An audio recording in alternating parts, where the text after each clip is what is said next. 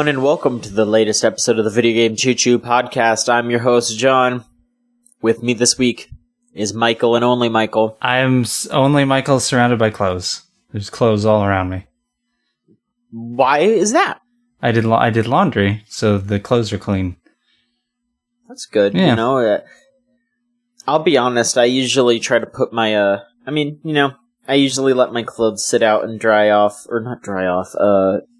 cool off before I put them away. Why? Because I like to let the heat radiate out. You know, it feels nice, just like sit in a nice toasty room, unless it's like really hot out. Yeah, then you're just like, ugh. It's Florida. Every room is a toasty room. Well, sometimes it's a little chilly at night. I usually do my laundry at night. I would kill for some chili at night. Good warm chili. Well, 3 a.m. Alright. Some chili or some chili, like meat chili? Give me that meat chili. You know what I'm talking about, some fucking chili. I meant chili. You meant burr chili. No. You meant food chili? Yeah, that's why I'm saying it, like chili. Alright. Yeah. Yeah. I could go for some chili as well. Big pot of chili, a bunch of beans, a bunch of meat. All right, okay. I got a question. I can't really eat beans. Yeah, what's up?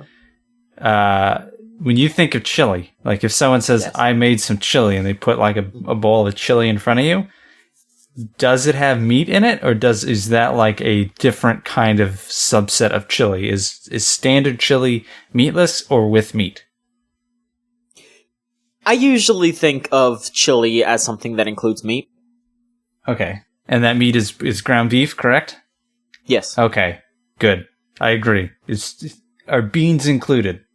Someone hands you chili, not necessarily. I know you were saying earlier something about like you can't do the beans, but if someone else is like standard world, we are setting the world standards for chili. This is the rules of chili. We are the international body of chili. It's you and me. We're co-presidents, the International Coalition for Chili, the Chili Standards Coalition, right here, right now. Right. Plop down a thing of chili. It's got meat in it. It's brown. It's liquidy. Beans or no beans? It's kind of hard to say. Because I think it's clear cut, but let's see what your reasoning is. I don't know. It's like with chili, I feel like chili is almost like chili's a state of mind. You know, where it's just like I feel like it's the spice and it's the heat that makes the chili. Sure. Because then otherwise it's just like thick soup. So you're saying like if I put chili spices in front of you in a bowl with nothing else in it, that's chili? I'm just adding other ingredients in? I mean, it's chili spices. Yeah. I'm saying if you took ground beef and you took beans, and you put it in like broth, that's soup. You know? Yes, you're correct. That all sounds disgusting. I'm just saying, you know, you can make other things with those ingredients. I'm saying like it's more about the spice and the like consistency of it, because I mean you could put chicken in a chili. Yeah, you could if you were like, you can not have beans in it, you know. I feel like it's a concept, it's a state of mind, it's what you're going for, you know. So chili is not a subset of rule, like a standard set of rules. Chili is just an idea. I mean, why do you think they have, like, chili cook-offs? It's because there's so many different ways that you can make chili, you know? Sure. I can't wait to major in chili in college and all the many classes you have to take on it. Oh, man. I mean, I bet you could. I bet, you know, there's a fucking clown college, there's a McDonald's college, I bet there's a chili college that you could go to. There's a McDonald's? Like a legitimate McDonald's college? Yeah. For what? I don't know. To learn what? Fries? Like the concept of fries? Like, why do we not crinkle cut them? Like, is that class? Is that the first semester? Not crinkle cutted? I'm looking this up right now. All right. Because nothing like boosts a podcast like live fact checking.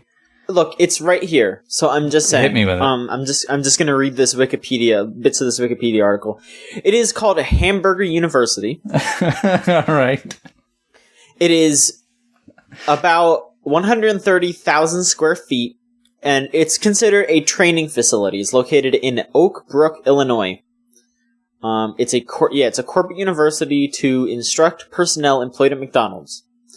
But yeah, it says here, today, Hamburger University is situated across 80 acres of campus. Wow. With 19 full-time resident instructors.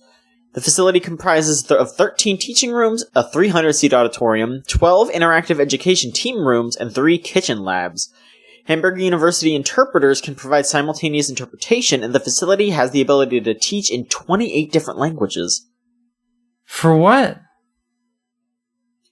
Restaurant employees receive approximately 32 hours of training in their first month with McDonald's, and more than 5,000 students attend Hamburger University each year. It seems like it's for, managers. Yeah, that's what I was thinking, but... that's a lot of... Boy. I don't even know what to say to that. That's just weird. Do you think Burger King has a rival university? Do you think they play football against one another? Probably not. No. They probably just have some kind of fiefdom or something. Yeah, the Burger King is in the castle, and all the peasants who do the fries are outside. Mm-hmm. And someone named Khaleesi has dragons. Oh boy! Yeah, it's Game of Thrones in Burger King. It's my new fandom. It's my new fanfic. Look for that Tumblr soon. I'm gonna block you from this website if you keep doing that. Enough. No.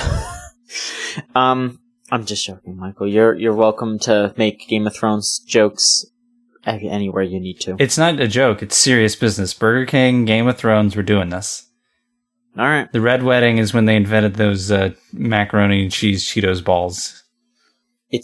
Those macaroni and cheese Cheetos balls are worse than anything that Game of Thrones could come up with. They look terrible. They look disgusting. They don't look good. I think I ate one of them. It's hard for me to remember because I'm pretty sure if I did eat one of them, I probably entered some kind of fugue state. It poisoned you. Immediately afterwards? Yeah, I've never been the same. Yeah, your body erased that. The body is trained to erase trauma. And that was such a large physical trauma to you. Your stomach was just scarred and deformed. Yeah, they had to like remove 30 feet of my intestinal tract after that. What did you get lodged? Set up a home? It just annihilated it. It was like eating a firecracker or something. Yeah. Yeah.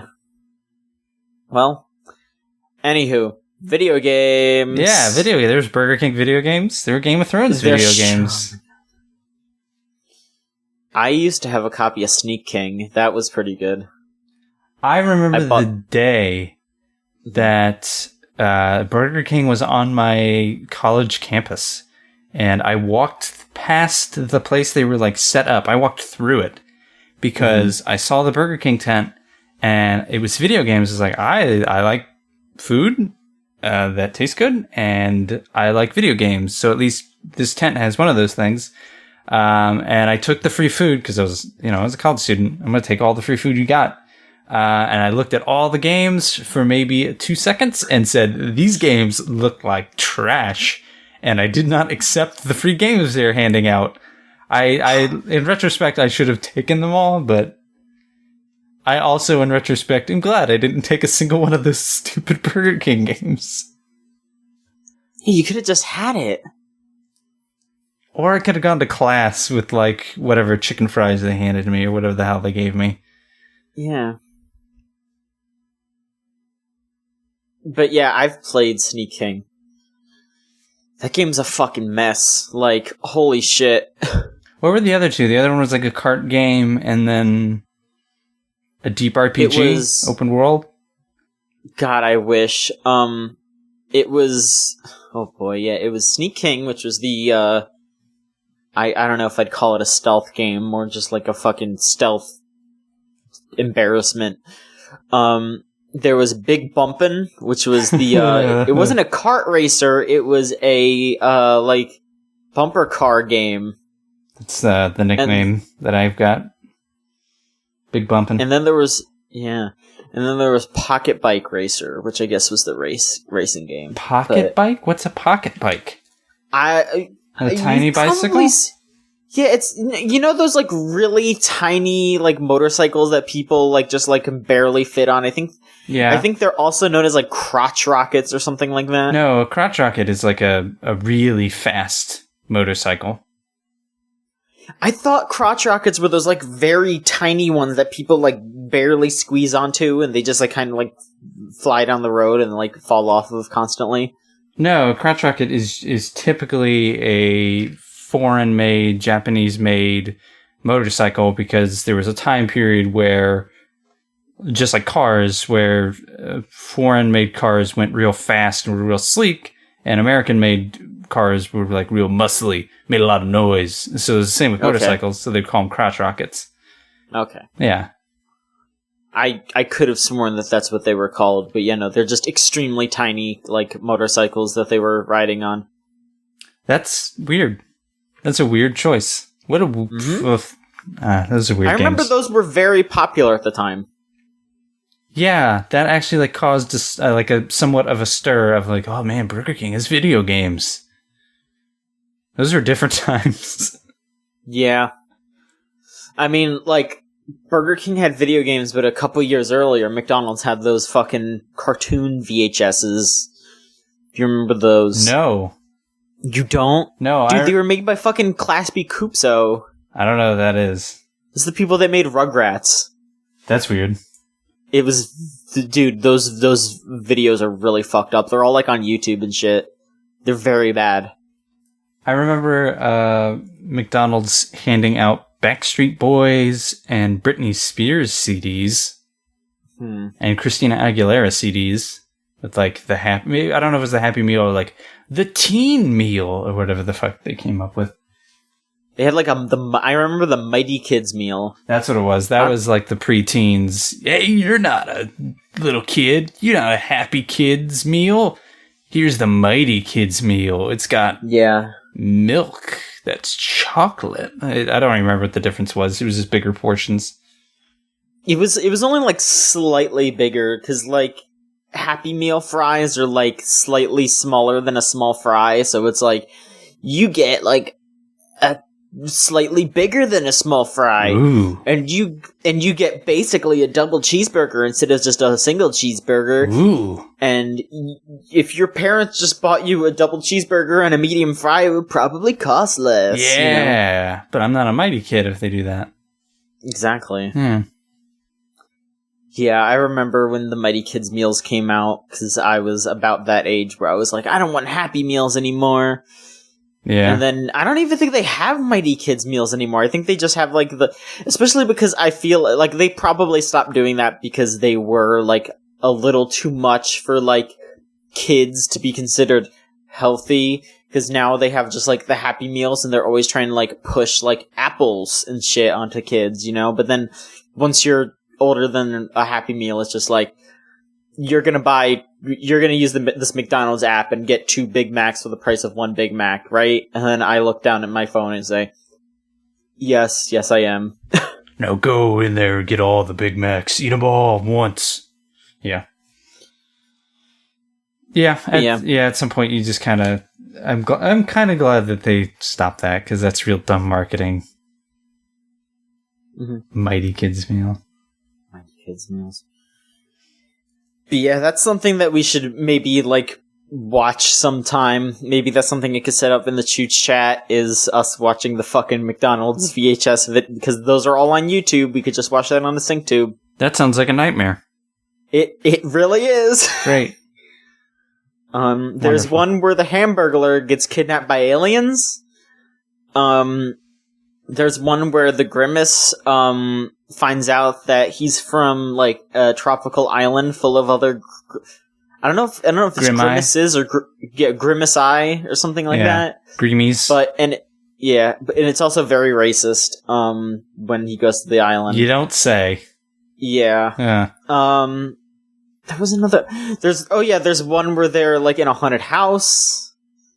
There was like one or two other ones I don't remember, but those are the ones. They sound like winners. They sound like real good things to watch. Absolutely not. Ugh. Anyway, yes. Let's move on to games. Sure. Yeah. Michael. First off, how are you doing? I'm good. I'm still kind of tired. A little tired. Are you now? Yeah. I don't think I've fully recovered from E3 just quite yet. Mm-hmm. So it's starting to feel normal again, though. Starting to get back in that rhythm. Still see E3 articles going up. That's a little strange. I mean, there was a lot of stuff to cover. I guess. And some people got into more shenanigans than we could. Like some people got to see that Beyond Good and Evil 2, like gameplay or whatever. What's great is that's just out now. Like they just put out the videos. Oh, a week later, like, you want to watch it? Here it is. No, fair enough. I mean, I feel like, especially Ubisoft, they were just like, well, this is gonna leak, so let's just do it, Yeah, and it had already leaked. Like someone had filmed it on their phone, which is really shitty. Don't do that. But they're very particular about what they're calling it. It's like in-engine Beyond Good and Evil 2. They're not calling it a demo, so I bet it's just the engine they intend to use, and then they kind of slap together some sort of tech demo thing that kind of represents what they hope to make. Concept. Yeah. So I haven't watched the legitimate footage yet, so I'm waiting for maybe a little farther down the line to actually start to pass judgment on whether or not that's a game I would like. Totally. Have you played the original Beyond Good and Evil? No. I thought about it, and I want to say I've watched some of it, like someone playing it online, and I don't know if that's a game that stands up, that you could sit down and go, I'm going to play 12 hours, however long it is, 12 to 8 hours of this. That just seems... I don't know. It's like a platformer, isn't it? You take pictures. There's pigs. I think so. Yeah. I haven't actually played it either. I have to own it on something. I know I'm like 90% sure it was a PS Plus game for PS3 like a long time ago. So I probably own it on something. Yeah. That was a PS2 game. I think it was GameCube originally, maybe eventually got on PS2, but then they did like an HD version for like 360 and PS3. Really? And PC, I think. Yeah. Let me look it up. I'm already there.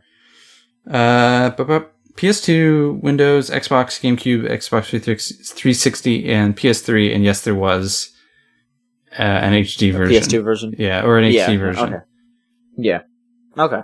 That came out in 2003. Yep. Game's 14 years old. And they announced the sequel, like, not that long after it came out, comparatively at least. Like 4 years later, so that was in like 2008? I think so. Yeah. And then it took until now to actually get confirmed again, whatever. Hey, video games are hard to make. I know.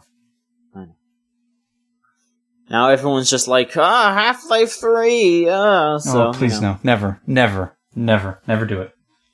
I never want them to do it just so people can keep making jokes like Wario64 with his tweet where it was like Half-Life 3 great deals. Like I saw that. That was really good. Sale. That was really good. It was Half-Life 1 or Half-Life 2 within the 2 episodes. Yeah. I hope if they ever do that, they just do Half-Life Episode 3 and never make Half-Life 3 and just let it sit just so that people get really excited about that announcement. And then hope for the future, and then I hope it's a multiplayer game. Half-Life Episode 3 is a competitive multiplayer game. Here, it's free to play, you choose your heroes, you unlock loot at a chest. Oh, it's a MOBA. Yeah. It's an Overwatch, like, that's all it is. That's what I want. They just reskinned Dota. They just reskinned TF2. Or just put like a Brutal Legend and just make like the first like 20 minutes of it like a first person shooter, and then after that it's an RTS where you're controlling like all the like little like soldier people. I would be down for that because I think Brutal Legend's a really good game. So sure, give me that. Especially like the Half-Life like thing with all those aliens.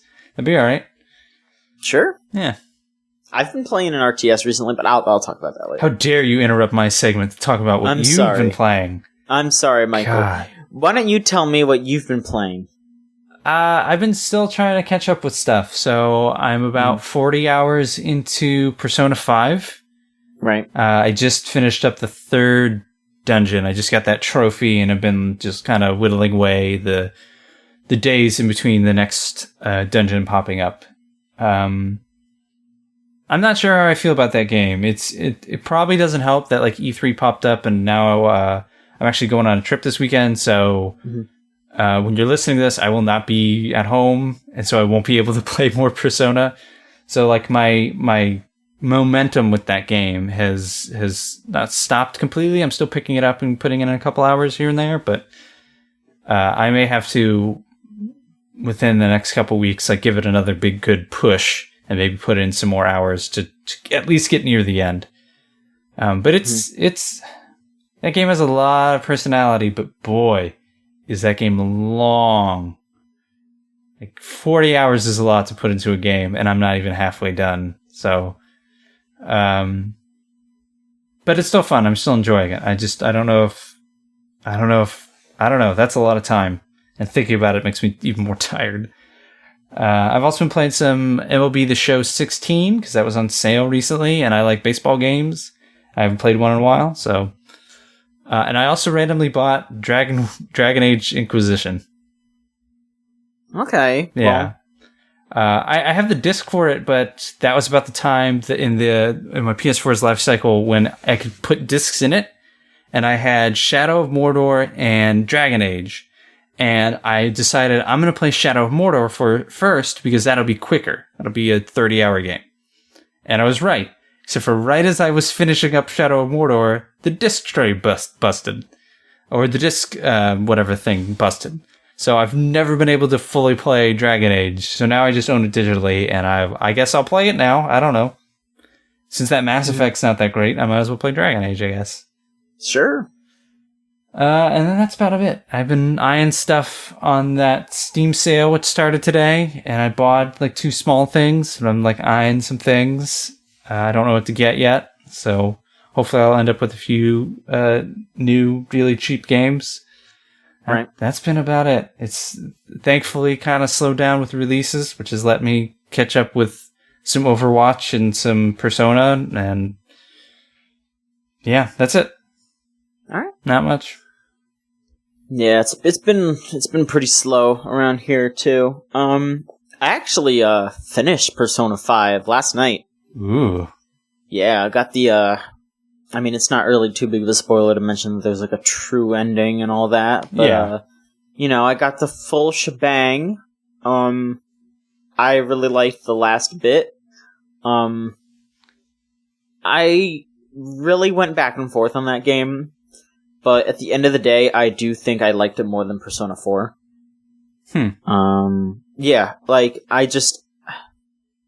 I feel like people have like some problems with the characters and how they feel like that they're not as strong as the Persona 4 cast, but I don't know, there's just something about the characters in Persona 5 that like makes me believe that they'd be friends a little more than the 4 characters. Like, I feel like in Persona 4 they went out of their way a little bit to be like, oh, this cast of characters are just a bunch of misfits, and that's why they get along. And in this one, that's still true, but at the same time, there's just more to their dynamics that I feel like they just get along a lot better. Sure. I feel like there are individual dynamics between, like, you can take a character and draw a line to each, and granted, I haven't met everybody yet, but you can draw a line to each one, and I know their relationship.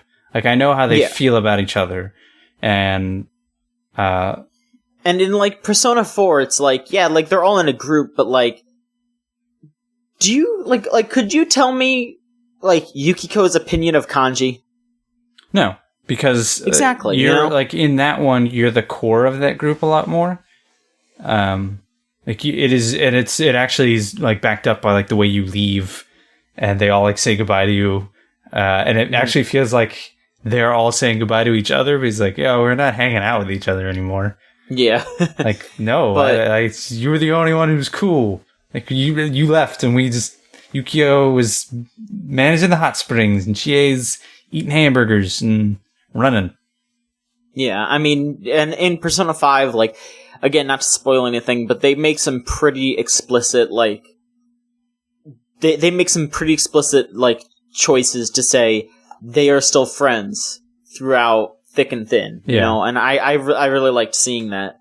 I also I thought, like, the final boss was a lot more interesting. I thought the, like, message was cooler. Like, I like, it's a very, like, modern and important end message without, like, kind of slapping you upside the head with something that's, like, too for the times or whatever. Like, you know, it's for a Japanese story, but it still works out as, like, a general story, and I don't know, I really liked it a lot. But it, like, I was still kind of thinking last night, because, you know, like, if you asked me, like, a couple weeks ago, like, hey, John, list some of the best games ever made, Persona 4 would definitely come up. But then, like, after finishing Persona 5, it's kind of hard for me to, like, say Persona 5 is one of the best games ever, because, like, it's definitely better than Persona 4, but I feel like it doesn't do enough, it's not enough of a jump, and there are still a lot of caveats where it's like, yeah, some of the dungeons are really lame, they drag on too long, and there's a couple of, like, story hiccups and, like, bad character dynamics, and, you know, like, which Persona 4 definitely has that too, but it's just, like, Persona 5 didn't improve enough for me to be like, oh, it's definitely the best game ever, you know? Yeah, and Persona 5 exists in a world where Persona 4 exists. And exactly. Persona 4 didn't exist in that. So for Persona 4, it was like a very big leap in writing and character dynamics and character portrayal, and a good combination of accessibility, but also not necessarily sacrificing the core mechanics that people go to those kinds of RPGs for. And 5 just feels like a Persona 4 sequel that has that has taken this many years to come out. And in a world where Persona 4 was very, very important. And I get why they did it. Like, you have to follow up Persona 4. So how do you do that? Like, Persona 4 had a dancing game, had a fighting game. How do you follow that up? And, you know, you can't necessarily bank on the idea that, oh, we will have just as memorable characters. And that'll change from individual to individual. So how do you, for sure, follow that up? And I think they did that with, like, the distinct style. I think they tried a little bit harder on the dungeons to make them all kind of unique from one another. And then, of course, putting you in, like, Tokyo instead of, like, in some town way off in the middle of nowhere. So they feel different, but yeah, I agree that 5 feels like a response to 4 rather than its own individual achievement. And it's still good. I'm still enjoying it, but it does feel like a game that exists only because Persona 4 was so successful. Yeah. But, you know, I still think it's a very great game. I still think if you have a PS3 or a PS4, you're missing out if you don't at least try it out. I like it a lot. I like those characters. I like that plot. I like I really love the mechanics. Like, I by the end of Persona 4, I felt like I was getting a little bored of, like, playing through the combat, but I was still just, like, having just as much fun playing Persona 5's combat that I did at the end than I did from the beginning. Like, it's so slick and just, like, I felt badass at times, just, like, being like, oh yeah, I'm pulling this off, just going for it. It was a good feeling. Yeah. Playing that game. But other than Persona 5, I've been playing, I've mentioned this a few times on the podcast, but I've been playing a bit of a the Warhammer 40k Dawn of War RTS. I think that's what it's called. Dawn of War or Total War? Dawn of War, okay. like the old ass one. Right. I got that from the THQ Humble Bundle, like right before they went out of business. Mm-hmm. And like that was ages ago. Yeah. I still play that here and there. I love that game. Like I just like to like load up in like a skirmish and just kick ass. I don't know. I really like that game. I really like THQ's RTS games. I also really liked Company of Heroes when I played that. Company of Heroes is great. Yeah. I do that a lot with RTS games where you're building stuff. Is I'll just pick a map that looks cool, give myself a bunch of resources, maybe give myself like 2 AI, one who's really dumb, one who's a little bit better, and then just kind of slowly turtle and build myself up and just take everything over with sheer like unit force. You built smarter units. I have a bajillion of them. You can't kill them all. Too late. Yeah, one of my favorite things is I usually play as the Chaos faction, mm-hmm. and their end game thing is that you can transform one of your like high end units into basically Satan. So you why not? You just run rampant. You just summon Satan, and you just go over. And I just basically, whenever whoever I'm fighting, I press down on left click. I drag until I've selected every single bit of my army, and I walk them straight into their base, and that's it. Yep, it's so much fun. I've had moments where I like accidentally win because I'm just trying to like take over. Like I'm trying to do it a little slower. I'll just be like, you know what? I'll just attack this and this, and then after a while, it just pops up and says, "Oh, you annihilated your opponent," and I'm like, "Wait, I killed." Oh, that was their base. Oh, yeah. You're like, oh, look at this little expansion over here. Like, oh, it's their base was just a shack and these like 3 guards. Great. Yeah. Oops. But okay. But I love those games. So I usually just do that if I got like 45 minutes to an hour to blow, and I'm just like, I'll just set up a little skirmish and have some fun. But yeah, that's pretty much all I've been doing. I've been, trying to get ready for school and all that, so I've been a little busy doing that, and, I just moved back home, so I'm trying to deal with that. But yeah, let's move on to news. We're making time. We're making up for, the last couple of episodes being so long. Yeah. Michael, we're each gonna do 2. Okay. Michael, how about you go ahead and do yours, because yours are pretty quick. Both of them? Yeah. I mean, they're just both like release date things. Do you like the wrestle? Do you like the wrestling?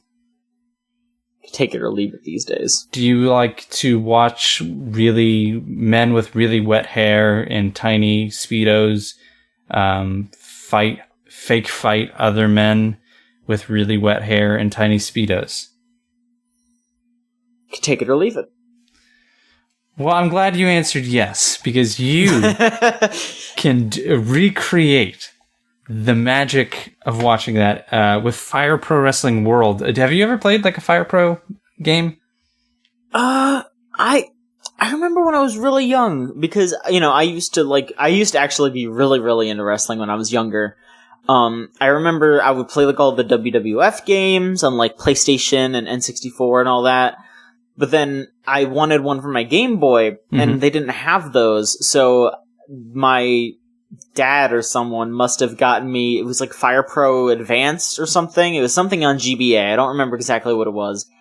But I remember not understanding it at all, because those games are, they're not just for like, mashing buttons and all that. Like, those games are for like creating your characters, like editing the characters that they give you to make them the actual wrestlers that they're supposed to be, and like actually performing like real like Japanese style wrestling. And I obviously had no idea what the hell that was. Like, I was like, why can't I read half of these people's names? Where's fucking Bret Hart? But then little did I know that Bret Hart was probably in that game. Yeah. Just under like Brant Hurt or something like that, you know? Bulk Mogan. Yeah. So Fire Pros has had, I think, a pretty lengthy history of I guess you could call them simulation wrestling games. They're typically 2D, or they have an isometric view. They're 2D or sometimes 3D sprites, but it's all on a 2D plane. And like you said, it does a very good job of like mimicking pretty much every wrestling federation, even though if a lawyer asks, it is mimicking no wrestling federation at all, because it doesn't have any of the licenses, but it is known for an intense community of people who make characters, costumes. It's not just Bret Hart, it's every iteration of Bret Hart. It's not just Bulk Mogan, it's Bollywood Bulk Mogan. And when he was with the BWA, that's the NWO. I don't know what I'm doing now. But yeah, it's finally, they announced it earlier this year. It's finally coming to PC and PS4. And on July 10th for $19.99, it enters early access on Steam. Eventually still coming to PS4. The Steam version, they kind of touted this as like I'm kind of not sure why it's early access, because they claim it's essentially a full game, that it has all these modes, it has online, offline stuff, multiplayer. But that makes me believe that maybe it's going to be buggy or something will be different about it. But it'll finally be coming to PC July 10th, and I can't wait to start beating all my friends up online and downloading through Steam Workshop all the characters people make of real wrestlers. I think it's the first time ever coming to PC. Or if not, it's the first time in a long time. And I'm excited. Like, this game has... I think it has... pretty much every kind of match you want to make, including like death matches, landmines for some reason. Okay. Yeah, landmines are a thing. Steel cages, battle royales, all the stuff that you kind of want out of a wrestling game, and then easier to access, like all the costumes and all the characters. That's kind of was always the problem for like some of the console versions, is how do I get someone else's created character without following like lengthy instructions to create Bret Hart? How do I actually do it and just load it? And there are like files you can download and put them on USB sticks and put them into like your PS2 and get all these characters for your PS2 Fire Pro game. If you're that crazy. So I'm actually really excited this. I want to buy it now. I want to play that now. So I'm glad it's only a few weeks away. And I'm glad it's in July, because Cook Serve Delicious 2 is out in August. Yeah! August 24th, the new Cook Serve Delicious for only $12.99. Alright. That game is also coming to PC, is coming out for PC and eventually also coming to PS4. So if you're obsessed with having your wrestling games and your cooking simulation games on PS4, you can do that too. This game, it's Cook Serve Delicious. What do you want? Like, it's great. Fucking slap hot dogs in people's mouths and keep going. I think this... I loved the original Cook Serve Delicious. There's a review on the site of that game. That was, I think, one of the first reviews we ever did for Chooch. So I really love that game. It's great. This one looks... I don't know if you've seen it in like motion. There's a trailer on the site, on the news post I have for this. It looks good. It's in that new Unity engine, and it just looks smooth. Everything just kind of looks better. You can now like customize your restaurant. You can... I think there's more food. I assume there has to be more like Iron Chef levels and all kinds of stuff. And there's also now a co-op mode. So if you want to feverishly slap your keyboard with a friend, you can do that. Absolutely. I'm not sure if the co-op mode is multiplayer or not, but that would be pretty neat. It'd have to... Well, I guess you could do it with 2 controllers on the PS4. Yeah, I'm not sure if it is or isn't, but I hope it is, because that would be pretty good to run a restaurant with a buddy and yell at them when they don't get it perfect. But yeah, that game looks great. Even like the photos of the food, because if you've never played Cook Serve Delicious, it's a restaurant simulator where people walk in, they order something off your menu that you choose and customize, and then you have to make it, and you have to make it using keyboard commands. So usually I can't even remember because it's been a bit since I've done it, but like if you order a hot dog, I want to say it's K and M for ketchup and mustard. So someone might order a hot dog and they just want mustard, so you hit M and then you hit enter to serve it to them. But then it gets more complicated with things that need to be fried, and the toilet will back up, and the trash needs to go out, and then the health inspector's here, so you have to do that stuff. And everyone has a certain patience. So if someone comes in and you don't get to them soon enough, that person just leaves angry. That affects your reputation. So it sounds like real hardcore, and it kind of is, but it's so much fun and has so much personality. So I can't wait to yell Cook Serve Delicious randomly for the next 2 months. Okay. August 24th.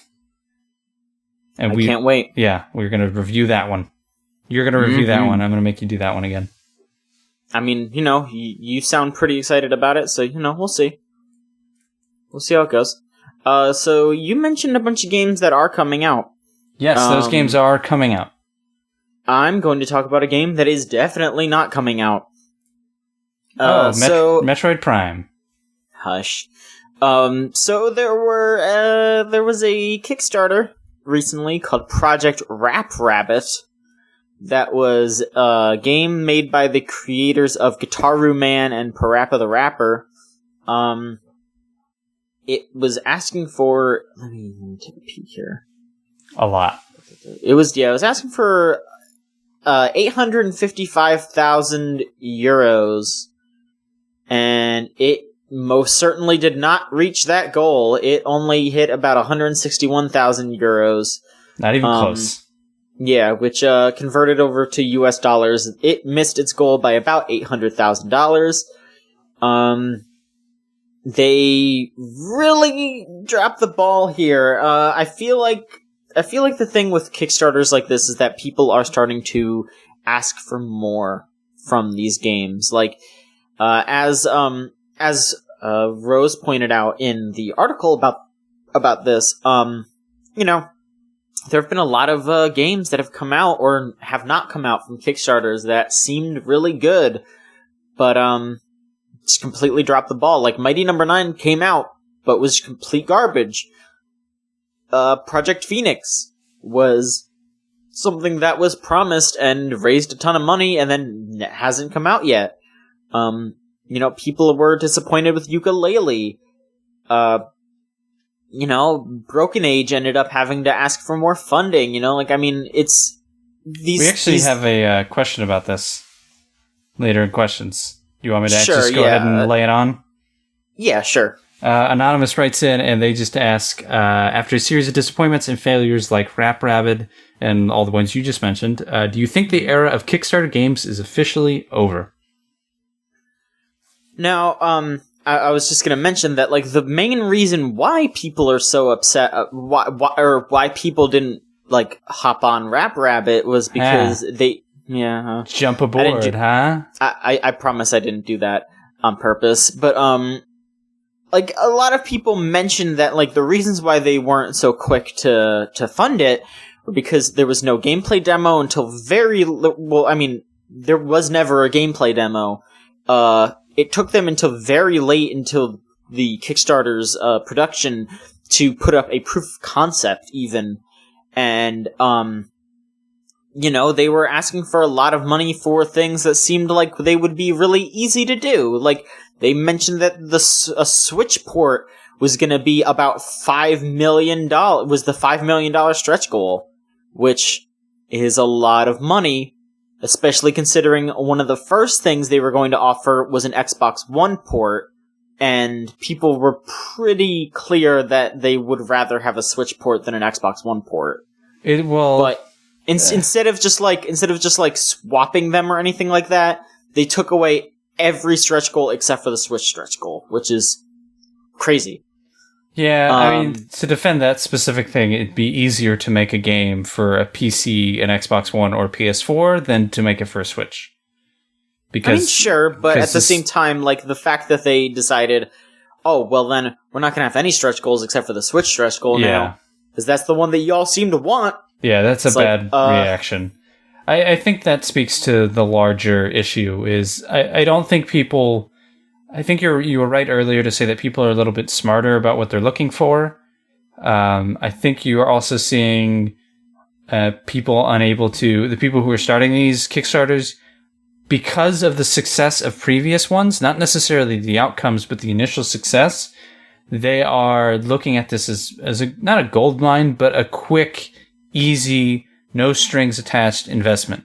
Here's a quick way to get a few $100K, and then you're on your way. And maybe if you do real well, you'll have a few million, and all you have to do is have these few promises. Let's make some backpacks and t-shirts and keychains and send them out. So I don't necessarily think the age of Kickstarter games is over. I think you will see companies hopefully learn the lessons of these other companies and do better by them and release gameplay demos. Here's our target demo. Here's our path to development. I think the ones that have actual financial backing and are just looking for interest levels in terms of money, which is the only way some business is done and can be done, I think those will be the ones that tend to be successful.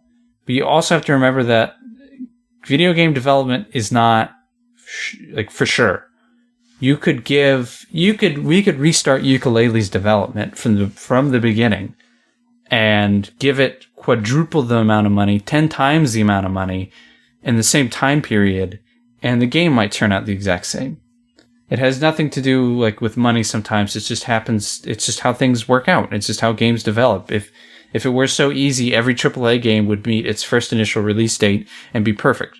It's just not easy. Yeah, I mean, if you look at Yooka-Laylee, that game, obviously has a few bugs, but the main complaint that people have with that game is that they tried too hard to be an old Rare game, and I feel like even if they had infinite money, that game still would have ended up being exactly that, because that is what they were trying to do from the start. That is what they wanted to do.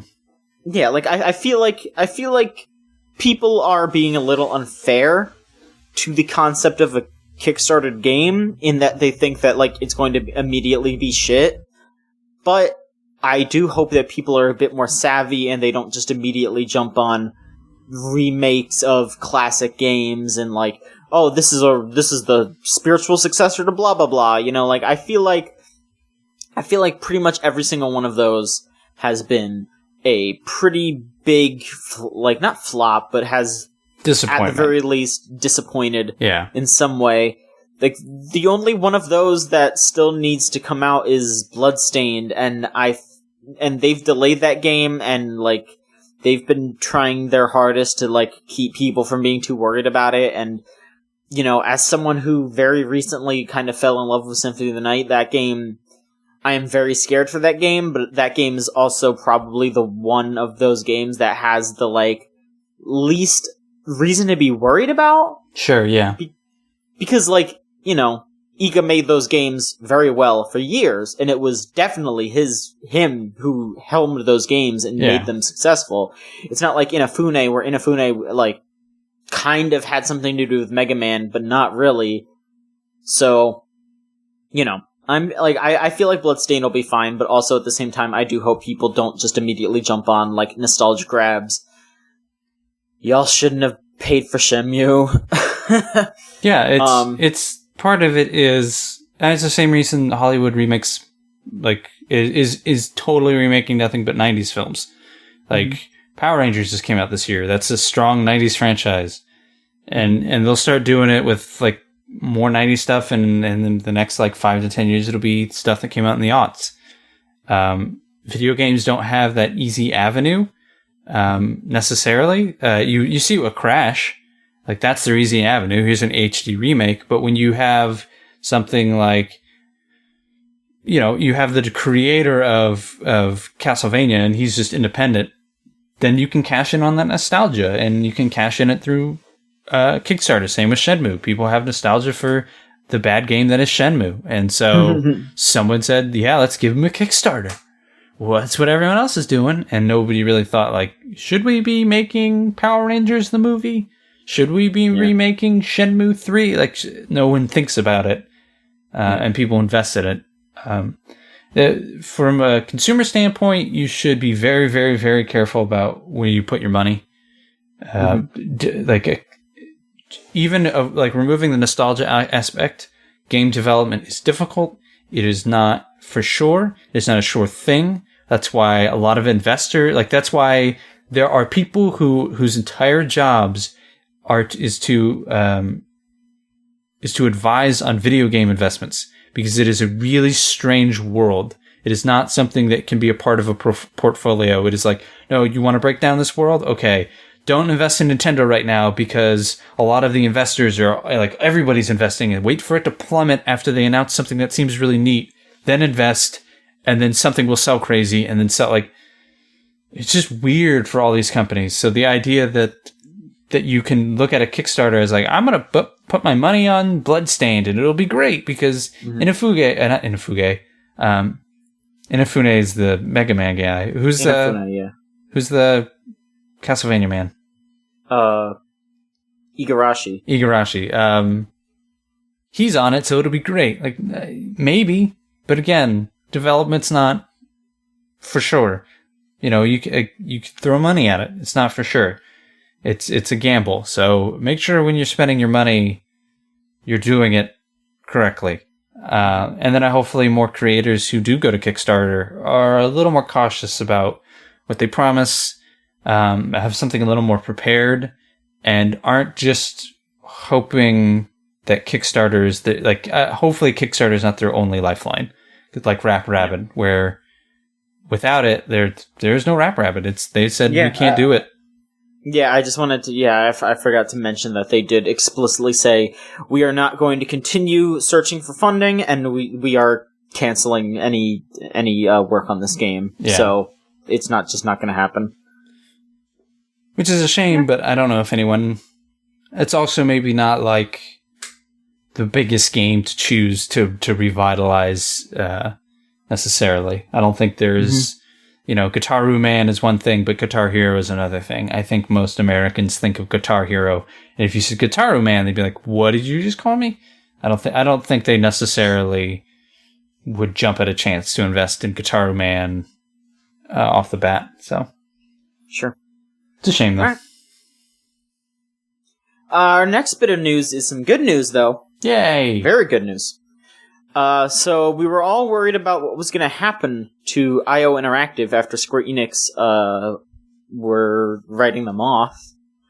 The good news is that IO Interactive is now an independent studio, and they still have they retain the rights to Hitman. Yay! More Hitman. They have all but confirmed that Season 2 of Hitman is going to happen. It does seem like that they are going to be wrapping up what they are working on right now with the game in like about a few weeks. Like they are putting out like the last elusive target for at least this season or whatever you want to call it in about a week or two. But it seems like they are going to be working on Season 2 of Hitman, or at the very least some sort of new Hitman content in the future. And, hopefully they'll be able to, get business from other publishers, work on more games, and keep their flow going, because they're independent now, so they can work with whatever. Yeah. It's really neat. It was nice to hear them be able to recover from a really weird decision from Square, and kind of leave the house with the money intact, the big sack of money, which is Hitman's face on it. So yeah, I mean, they kind of confirmed the Season 2 at the end of last year. They pretty much were like, yes, there will be a Season 2, and then all this happened. So I still assume that's coming. I don't know but I also have to assume this like affected like workflow and money flow and all their plans. So maybe they can get picked up by a publisher for Hitman or for something else and get some positive cash flow in, and make season 2 like they wanted. That's a really weird thing to have happened. Yeah, it seems like it ended like, it was a shitty thing to happen, but this seems like the best possible way that it could have ended, Short of being bought by someone, yeah. I think that's short of like having an exact like continued money flow, but yeah, hopefully that happens or something happens that allows them to keep making money. Yeah.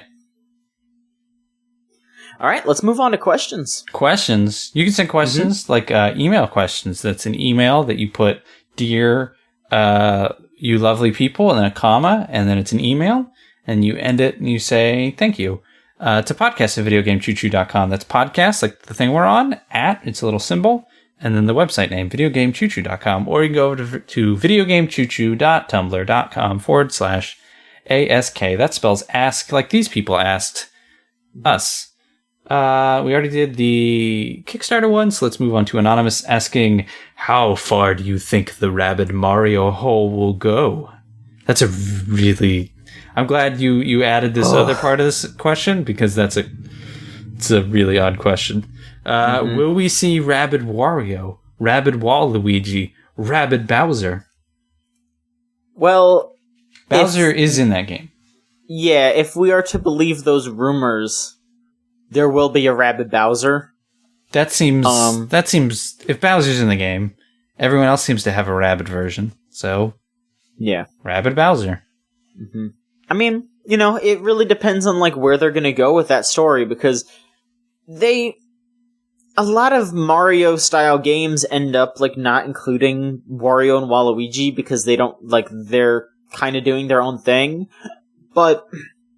This game is trying to be, like, humorous, and Wario and Waluigi are, like, easy, humorous characters to, like, appear and just do dumb shit. So I could see, like, at the very least, Wario and Waluigi showing up in the game. Who knows if they will, like, turn into Rabbids or have, like, Rabbid counterparts or what will happen, but I bet there will be some Wario and Waluigi representation in that game. Maybe, I don't know. I feel like the core of Mario is Mario, Luigi, Princess Peach, Toad, and Bowser. And to kind of venture off and get more characters might be... because it's not just a Nintendo game where they can just pick and choose whoever they want in. It also depends on the licensing agreement that Ubisoft made with Nintendo. And I feel like that game has something that we're not seeing yet. Everything we saw from E3, we saw a variety of levels, but they were all Mushroom Kingdom levels. So I feel like unless they are going to venture out and do lava levels and ice levels in the Mushroom Kingdom and introduce the penguin, this penguin that looks familiar, unless they do that, I'm not sure who else the enemies are, and I'm not sure what else they do with it. So I wouldn't be surprised if it's all Rabid enemies all the time. And we maybe go to the Rabbids world, and I can't imagine Wario and Waluigi showing up, because if you already have 5 core Mario people and 5 counterparts, that's 10 party members. I mean, that's not quite a party bit. members, I could just see them having like a boss fight against that could be like a boss battle or something where it's like Wario, Waluigi, and then Rabid Wario and Rabid Waluigi. Like that could be a boss, Sure, but all the bosses seem to be Rabbids, because the point of the game is that you're capturing Rabbids and sending them back to their home world. So unless Wario shows up as the actual bad guy, which I don't think they've done in a while. I don't think he's going to be the main villain. Yeah, so I don't know. It's been so long since Wario has been like an adversary or an ally that wasn't in a sports game, or off on his own making mini games. It just seems weird to have him randomly in this one. And fuck Waluigi. Wow. Yeah, fuck him. I mean, they have Rabid Donkey Kong. So that was confirmed? Yes. Dude, they had the fucking huge statue of Rabid Donkey Kong at E3. Was that Rabid Donkey Kong, or just like, here's a big bulked out rabbit? It had a DK tie-on. Okay. Then, okay, there you go. So DK's in it, maybe. That could also just be a callback of like, you know who this is. No, it's explicitly Rabid Donkey Kong. So is Donkey Kong in that game? I guess. I mean, I don't think he's going to be a playable character, but maybe, because I think, like, the rabbits kind of, like, fuse with stuff. Like, we watched that gameplay, and there was the part where, like, the rabbit, like, fused with a piranha plant, and then it turned into, like, this, like, piranha plant rabbit hybrid thing. Yeah. Maybe that's what happens to Donkey Kong. That seems fucked. It is pretty fucked. That seems pretty fucked. I think that's the theme of both those Mario games, that one and Odyssey, of like, oh, that seems pretty fucked. Mario just jumped inside that human. Alright, then. DK's possessed by... It's just possession. It's all possession. Yeah. Somebody watched, like, The Exorcist a couple times, and like, well... Miyamoto saw the fly, and, like, something stirred inside of him, and he was like, oh boy. Fuck.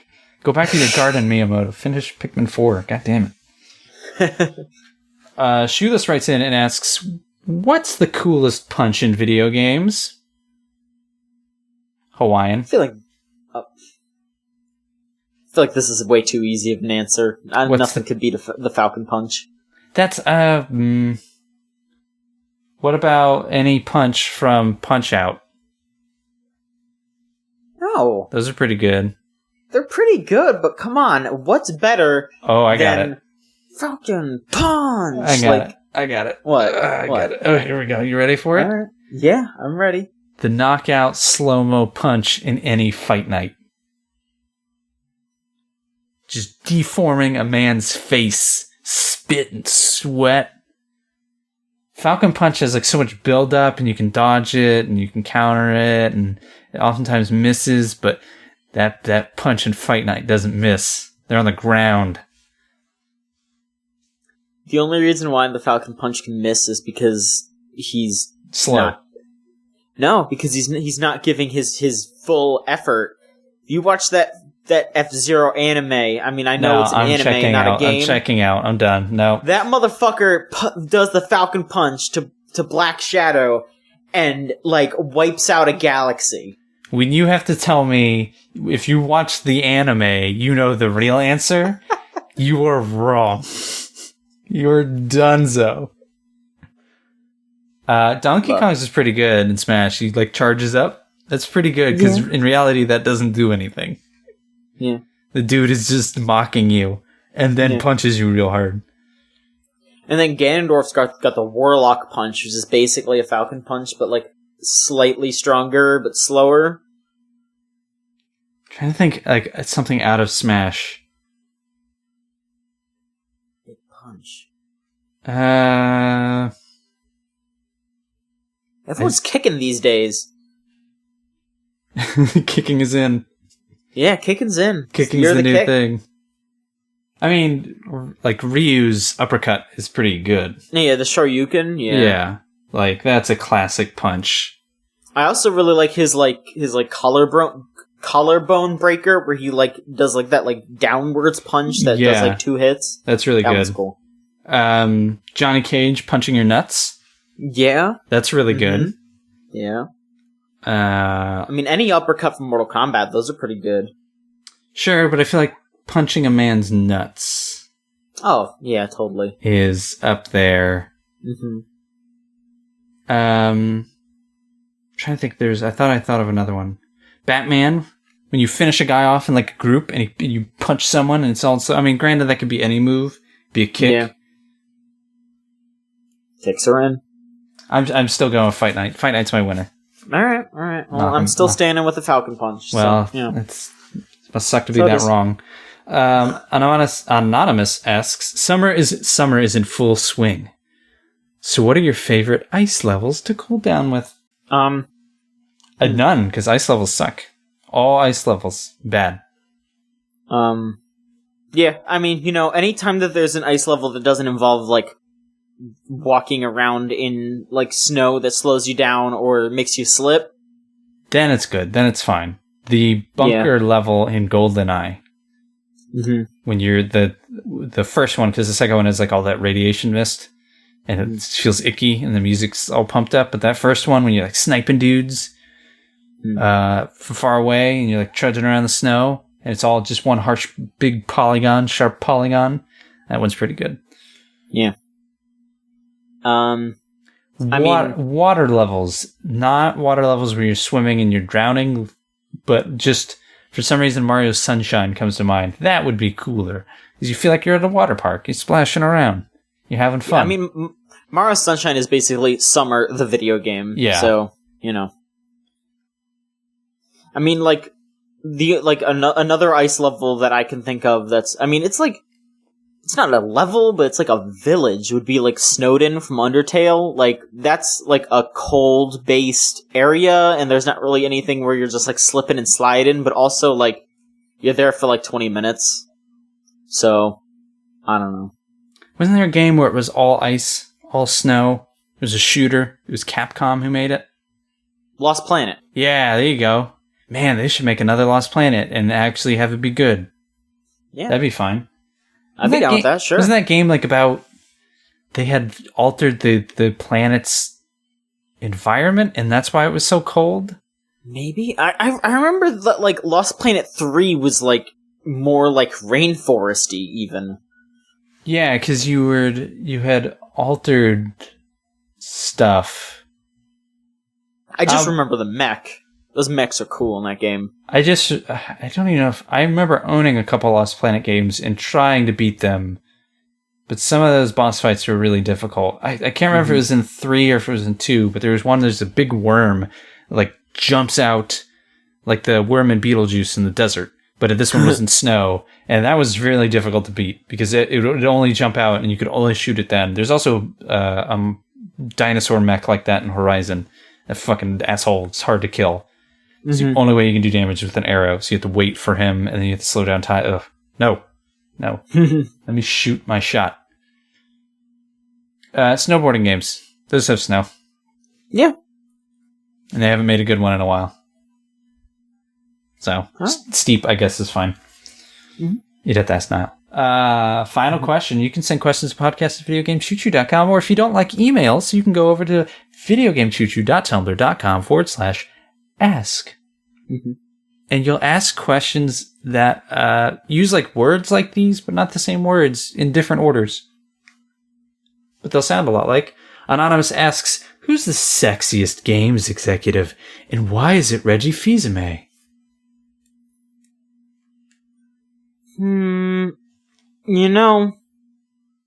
Phil Spencer's not that bad looking.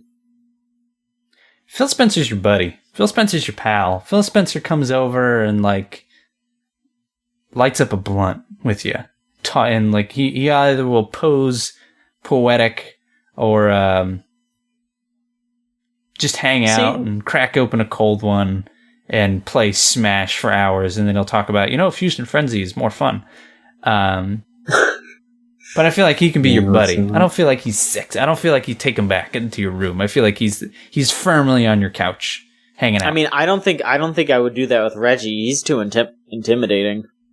Some people are into that, Yeah, I mean, He just starts telling you play the game over and over again. You're like, okay, Reggie. I don't know. I mean, I feel like there's probably people who are just into like that chill, like. Just want to hang out with my hanging bros. out, and then see what happens. Yeah, just Xbox kind of and let chill. it go. Yeah.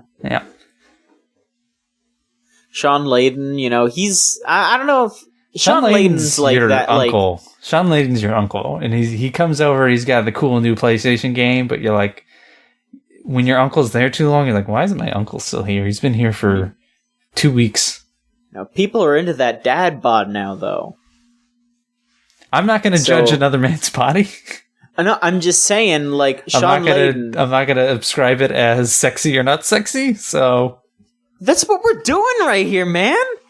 Hey, sexiness is not about a person's physique, okay? You know what? It's about a person's. You're right. I apologize. Yeah. Okay. Sean Layden's a little too professional. All right. Like, I feel like at least Phil Spencer will have a couple beers with you. Reggie is scary. Like, I agree, he's just scary. I feel like he would yell at you.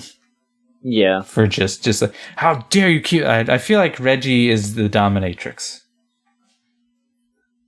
Yeah. Yeah. I bet. Mm-hmm. You bet that Reggie's a dominatrix on the side? Yeah, I bet he could, at least, you know? I guess. Bill Trennan. Done. Yeah. Yeah. He's adorable. Say no more. He speaks multiple languages. He seems really nice. He does seem very nice, yes. Yeah. All right, and that will do it. Let's never do that again. Done. Don't send any more asks like that. All right, yeah. Whew, I guess the podcast is over forever. No, that done. will do it for this week's episode of the show. No, it's not. It's not over forever. Thank you, Michael, for being on, and thank you for listening. Please rate and review us on iTunes. Please feel free to share the podcast with your friends and retweet, reblog, all that good stuff. We will be back next week with another episode of the Video Game Choo Choo Podcast. Good night.